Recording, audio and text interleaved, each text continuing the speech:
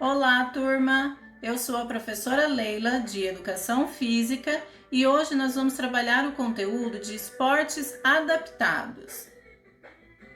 A definição de deficiência, segundo a Organização Mundial de Saúde, é a seguinte: deficiência é o termo usado para definir a ausência ou a disfunção de uma estrutura psíquica, fisiológica ou anatômica de um indivíduo.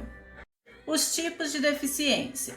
Então, uma deficiência pode ser única, caracterizado por aquelas pessoas que têm um único tipo de deficiência, ou múltipla, quando a pessoa, o indivíduo, tem mais de uma deficiência.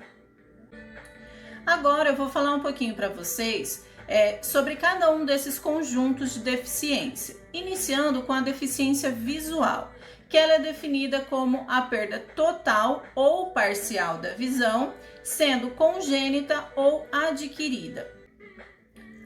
O nível de capacidade funcional da visão, ela pode variar. E o que determina, então, dois grupos de deficiências, a cegueira e a baixa visão ou visão subnormal.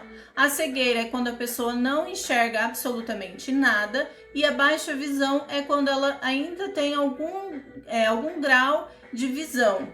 Nós temos também, então, a deficiência motora, que é uma disfunção física ou motora que pode ser também de maneira congênita ou adquirida, quando por meio de um acidente ou algo do tipo e a pessoa venha se tornar então ter uma deficiência motora. Esse tipo de deficiência ela pode decorrer de lesões neurológicas, ou seja, que tem a ver com o nosso sistema nervoso, neuromuscular, ortopédicas ou ainda de má formação durante a gestação, ok? Quais são os tipos então que nós temos? A monoplegia, quando ela está presente em apenas um dos membros. A hemiplegia, quando ela é de um lado do corpo, ou seja, os membros tanto do lado direito quanto do lado esquerdo, mas os membros superiores e inferiores também. A paraplegia, que são os membros inferiores, ambos os lados. A tetraplegia, a pessoa perde os movimentos do pescoço para baixo, tá? E tem também a amputação, que é quando a pessoa, também decorrente de acidente ou algo do tipo, ela tem que amputar um dos seus membros. A deficiência intelectual, ela se caracteriza por limitações significativas no desenvolvimento intelectual, como na conduta adaptativa, na forma expressa em habilidades práticas, sociais e conceituais. Esse conceito foi retirado do MEC do ano de 2007. Alguns fatores, então, que pode causar uma deficiência intelectual. Alterações cromossômicas e congênitas, ou seja, os cromossomos que nós temos, nossa carga genética. Desordens do desenvolvimento embrionário, ou seja, durante a gestação pode ter alguma desordem ali no desenvolvimento do bebê. E outros tipos de distúrbios estruturais e funcionais que reduzem a capacidade do cérebro. Deficiência auditiva. A deficiência auditiva consiste na perda parcial ou total da capacidade de ouvir. Pode ser também de maneira congênita ou adquirida. Qual é a diferença então entre surdez ou deficiência auditiva? São classificações diferentes, tá? Então, surdez é quando é de origem congênita, ou seja, a pessoa já nasceu com essa deficiência, e a deficiência auditiva, que é um déficit adquirido, tá? Então, por alguma intercorrência, essa pessoa perde de forma parcial ou total a capacidade de ouvir. Agora que nós já conhecemos um pouquinho sobre os tipos de deficiência, nós vamos falar agora então sobre os esportes adaptados. Então, praticar esportes, atividades físicas é de extrema importância, a gente já sabe, né? Para pessoas com algum tipo de deficiência, então, nem se fala, é de fundamental importância para eles. As diversas modalidades melhoram a capacidade cardiovascular de quem as pratica, aprimora a força, a agilidade, o equilíbrio, a coordenação motora. Além disso, o esporte é uma excelente oportunidade de sociabilização, torna o deficiente mais independente,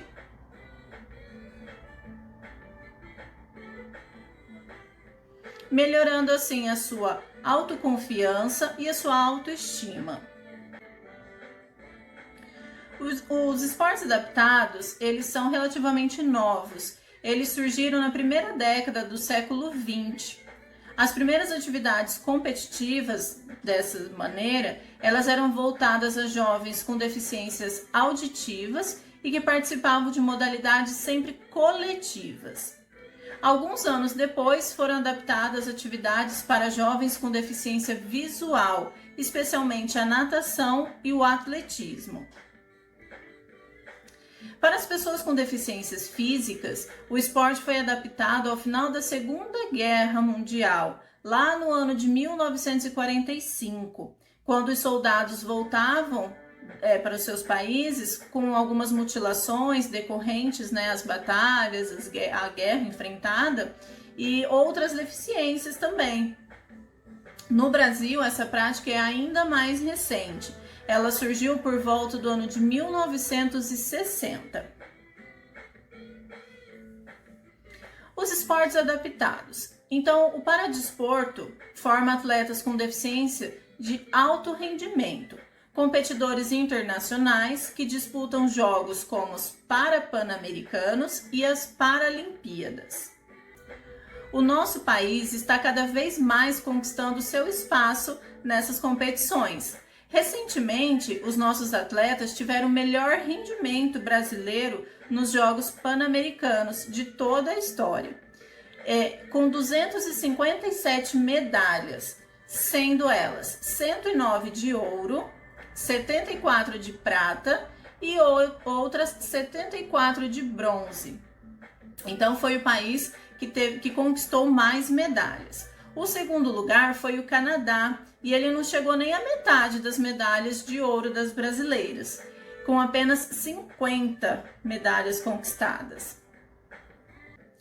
Adaptação das modalidades. Então, como que são feitas essas adaptações dos esportes, das modalidades esportivas, para que pessoas com deficiência possam praticá-las com segurança acima de tudo? Existem alguns critérios na hora da adaptação dessas modalidades. É recomendável que os espaços, ou seja, a quadra, o campo, né, sejam limitados e bem sinalizados, sem qualquer tipo de obstáculo que possa dificultar a locomoção dos atletas e às vezes até colocando em risco, né? Os materiais utilizados também são sempre apropriados para cada tipo de modalidade e de deficiência. Além disso, algumas regras são alteradas para que atendam melhor ao perfil e às limitações de cada deficiência, para que se tenha o máximo de igualdade entre os atletas. Há modalidades esportivas que são adaptadas e outras que são criadas especialmente para pessoas com deficiência, né? Por exemplo, o goalball é uma modalidade que ela foi criada especificamente para as pessoas com deficiência visual.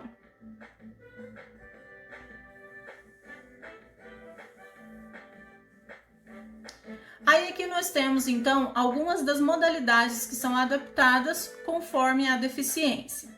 Então, para pessoas com deficiência visual, temos o futebol de 5, o goalball, atletismo, natação, judô, ciclismo, hipismo, halterofilismo e esportes de inverno. Pessoas com deficiência intelectual, temos o atletismo, natação, tênis de mesa, entre outros. As modalidades para pessoas com deficiência física: bocha, corrida para cadeirantes, basquete em cadeira de roda, voleibol sentado, vôlei para amputados, arco e flecha, atletismo, esgrima em cadeira de rodas e mais vários outros esportes que estão listados aqui. Agora, para pessoas com deficiência auditiva: atletismo, handebol, basquetebol, futebol, natação, vôlei, entre outras. Nós podemos notar que as pessoas com deficiências auditivas, elas podem participar de muitas modalidades, já que suas características físicas não são incompatíveis com a maior parte dos esportes. Aí agora nós vamos ver então um pouquinho sobre o goalball, que a gente já falou anteriormente que ele foi criado especialmente para as pessoas com deficiência visual. O goalball, ele é um esporte coletivo, praticado com bola, por atletas que possuem deficiência visual. Ele foi inventado no ano de 1946, logo após a Segunda Guerra Mundial também. E ele visava ocupar esportivamente os ex-combatentes que haviam ficado cegos, durante o combate. Então, ao contrário de outras modalidades paralímpicas, o goalball ele foi desenvolvido exclusivamente para pessoas com deficiência visual. Então, vamos ver um geralzão assim sobre o goalball. Qual é o tipo de deficiência? Então, deficiência visual. Quais os gêneros que podem participar? Então, existem equipes masculinas e femininas. A quadra. Como que é a quadra do goalball? Logo mais eu vou colocar imagens para vocês verem e vai ficar melhor para vocês entenderem como que é essa quadra. Então, ela tem as medidas de uma quadra de voleibol, tendo 9 metros de largura e 18 metros de comprimento. A rede, que é onde ficam os gols, ela tem 9 metros por 1,3. Toda a marcação da quadra no solo tem que ser feita em alto relevo para permitir a orientação tátil dos jogadores. O time.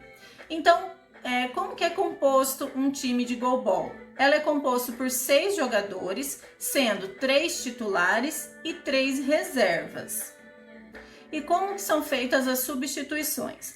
Cada equipe, antigamente, tinha apenas 3 substituições ao longo da partida. Agora, a partir de 2012, teve uma alteração na regra e cada equipe tem direito a 4 substituições, sendo que uma delas, obrigatoriamente, se o técnico quiser, claro, tem que ser feita no primeiro tempo. Se não for feita nenhuma substituição nesse primeiro tempo, então, para o segundo tempo, só vai ter direito a 3 substituições. As regras. Uma partida de goalball, ela é dividida em 2 tempos de 12 minutos cada, com um intervalo de 3 minutos entre eles. É permitido o pedido de até 4 tempos técnicos, sendo um deles, se for necessário, obrigatoriamente ser no primeiro tempo. E cada um deles tem a duração de 45 segundos. É o momento em que o técnico passa as orientações para os seus jogadores, conforme está acontecendo no jogo. A bola do goalball, ela é um pouco diferente das bolas de outras modalidades. Porque no seu interior ela tem um guiso que emite um som e assim os jogadores conseguem saber qual é a sua direção. O goalball é um esporte baseado nas percepções táteis e auditivas. Por isso é de extrema importância que durante o jogo, durante uma partida, não tenha nenhum tipo de barulho vindo dos torcedores, vindo da arquibancada. Tem que estar sempre num extremo silêncio, para que os jogadores possam se orientar, principalmente através do guiso da bola. A não ser no intervalo, durante o intervalo ou no tempo técnico, aí pode ter algum tipo de movimentação da torcida. Somente nesses períodos. Durante os 12 minutos do primeiro e do segundo tempo, é silêncio absoluto. Classes no goalball. Nessa modalidade, atletas com deficiência visual das classes 1, 2 e 3 jogam todos juntos. Ou seja, desde atletas completamente cegos a atletas que têm algum tipo de percepção. E para que não haja nenhuma trapaça, todos os atletas utilizam venda nos olhos para que possam competir em condições de igualdade.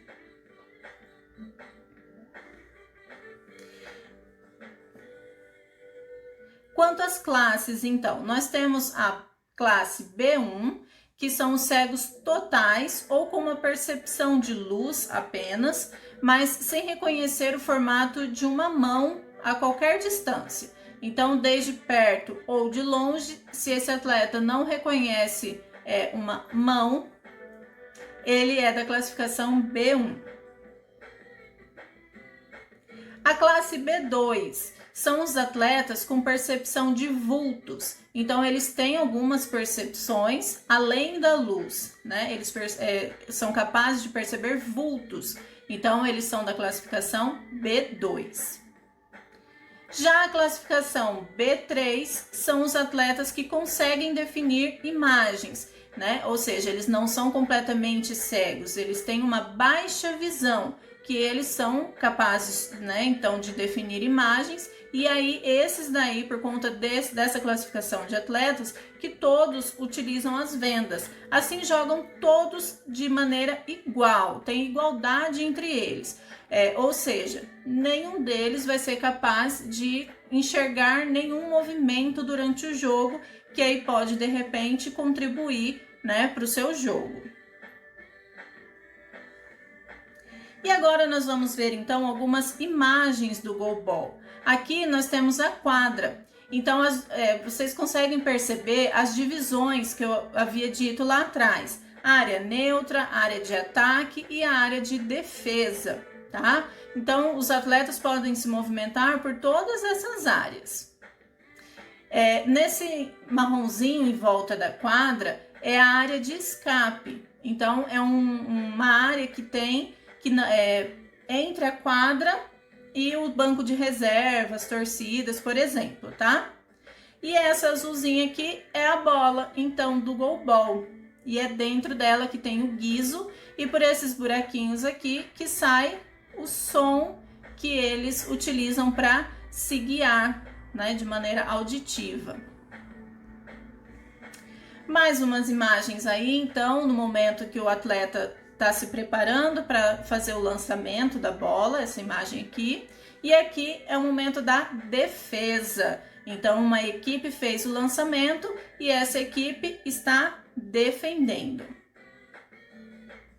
Nessa imagem aqui, a gente consegue ver bem a movimentação do jogo, né? Nós conseguimos ver o gol, tá vendo essa redinha ali? Então, é o gol do goalball. E aqui é como eles ficam dispostos na quadra, sentados, podem ficar em pé na hora do lançamento. E aí, então, por conta do guiso da bola, que eles são capazes de identificar aonde está indo a bola e tentar defender, evitar que essa bola passe para dentro do gol. Então é isso, pessoal, o nosso conteúdo de hoje, esportes adaptados. Espero que vocês tenham gostado de conhecer esse conteúdo novo, né? E que a gente possa perceber que não é por conta de uma deficiência que a pessoa não pode ser ativa. Ela pode sim praticar esportes. Existem diversos esportes que são adaptados ou que foram criados para pessoas com deficiência. Então, se você conhece alguém que tem algum tipo de deficiência, mostre esses esportes, pesquisa um pouquinho sobre algum deles, estimula essa pessoa a praticar algum esporte, tá bom? Lembrando que esporte é saúde, esporte faz muito bem, tanto físico quanto mental, psicologicamente, eleva nossa autoestima, nossa autoconfiança, tá? Então é isso, o recadinho de hoje é esse. Estimulem os conhecidos de vocês que têm algum tipo de deficiência a praticar esportes. Mais uma vez, fiquem em casa, se protejam, protejam os de vocês, tá? A gente ficando em casa, a gente se protege e ajuda a proteger a nossa família também, tá? Se for necessário sair, usem máscara, não esqueçam de lavar sempre as mãos, usar álcool gel onde não tem, né? De repente a torneira com água e sabão, levam o álcool gel, higienize sempre as mãos, tá? Vamos nos cuidar para que esse vírus vá embora logo, essa pandemia acabe logo e a gente possa se encontrar então na escola presencialmente, tá bom? Um abraço, fiquem com Deus. Até a próxima!